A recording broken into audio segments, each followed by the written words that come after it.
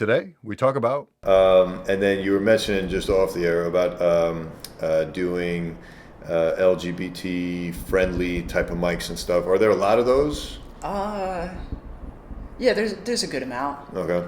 You might be able to hit one every day in a week, Really? Okay. but it's absurd how much more supportive and energetic all ladies or LGBT mic is than just your standard open mic. I'm not surprised. It makes kind of straight cis dudes just seem like dicks. Assholes.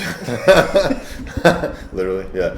No, I could definitely see that being the case. Do you feel like that audience is purely LGBTQ, or do you see a fair mix of like straight men, straight women, trans, LGBT, whatever? Like, It's a what's the decent mix. demographic It's mix? a decent mix. Okay, Probably majority LGBT, mostly gay and lesbian people, got it. but Would I fit in there? yeah, you can fit in fine. You think so? All right, Yeah. cool, dope. You might get hit on a bit. I honestly, I used to have this fantasy of, not fantasy. Fantasy is probably the wrong word, but I used to I used to have this like thought in my head like, oh, dude, how dope would it be to go to a gay bar and just get hit on by guys, right? Because I never felt the love, if you will, from women. Because with women, they don't hit on men, at least not classically. That's not like an overwhelming thing people do, as opposed to like with men, you get this whole catcalling culture.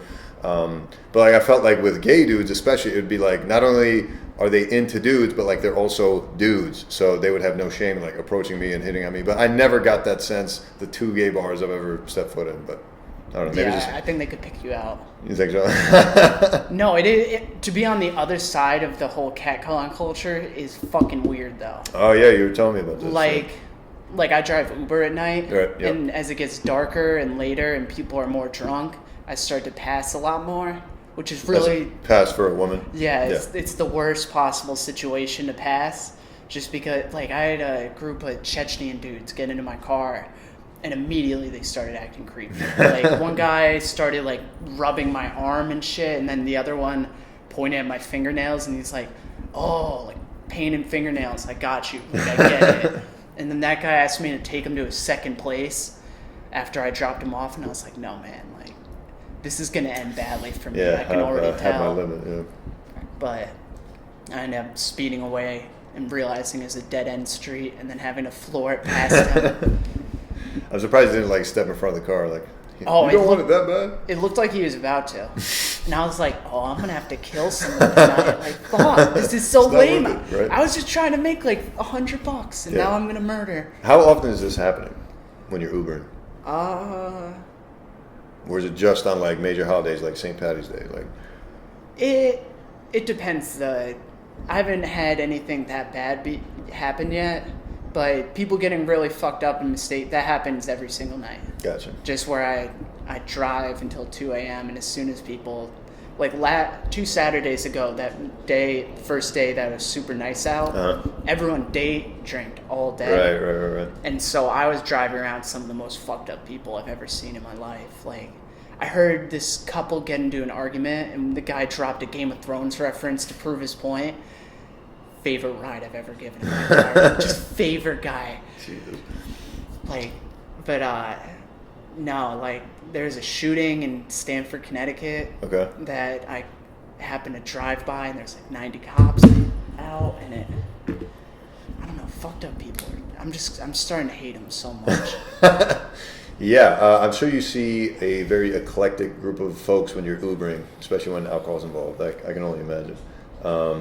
You ever have people like throw up in the car? No, not yet. No? Okay, that's good. Although I love my car, but you get that 200. I can get my car cleaned for $50. You charge 200 when someone pukes in your car. Oh, really? Yeah. So. So maybe you should feed them like, I don't know, Ipecac or something, like little vomit pills. And, hey, here's some mints, right? Well, I was driving around these drunk teenagers from Greenwich, and I was just like, Greenwich is the suburbs, and there's all these long, windy roads In the Connecticut, woods. right? Yeah. Yeah.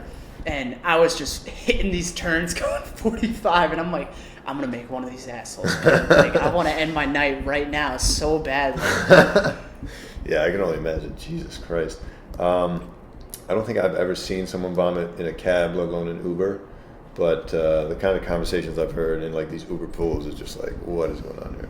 But it's usually like a quiet ride. Do you do a lot of Uber pools as well, or No, there's no Uber pool in Connecticut. even here? Well, I don't. You can't. If you're from Connecticut, you can't drive in the city. Really? Yeah, For Uber, you mean? yeah. It's fucked up. What? Yeah, I don't know the exact law. I'm not sure if it's New York State or just the city. Huh. But yeah, I think it has to do with a recent law they passed where. What? So whatever. So how often are you Ubering in Connecticut? I don't know, I try to do it at least once a week. Once a week. So you're out in Connecticut once a week. Well, I live there. Really? You don't even live in the city? No, Huh. I commute to the city to do stand up. Interesting. Got it. Wow. Okay. That's got to be a bitch of a commute. It's nice. 45 minutes. With what? MTA or? Yeah, train. Okay. Huh. Just- Or Metro North or whatever? Yeah. Okay. I just chill listen to Howard Stern, read a book. That's fair. Yeah, yikes. I used to have a commute, but I had to drive, which was the shittiest part. And I would have to drive like 50 minutes, 50 to work. And in some cases on the way back, depending on what time I got out, like if it was rush hour, it's taking like an hour to get home. And I'm driving, which sucks. I hate driving. Oh, see, I love driving. I don't get why people, he loves driving too. I don't understand why people love driving. It's I used to do these. I went to school in Denver, and so I would drive from Connecticut to Denver and back 2 times a year. Jesus Christ. And I would just sit in the car and listen to so much house music. I'd smoke like 3 packs of cigarettes in 2 days. I fucking loved it. Wow. I loved it. But so wouldn't it be much. dope to have that experience without the driving part of it? No, it'd be weird.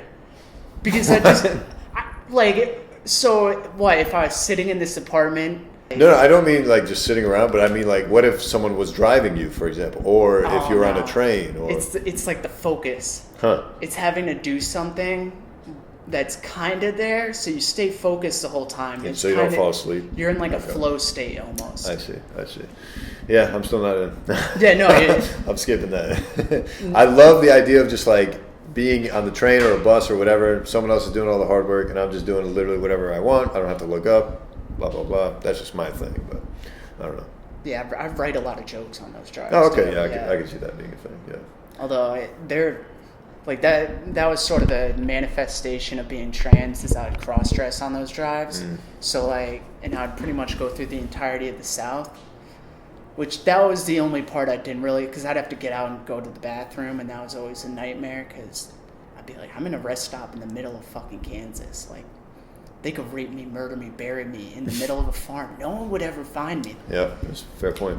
But I Yikes. made it.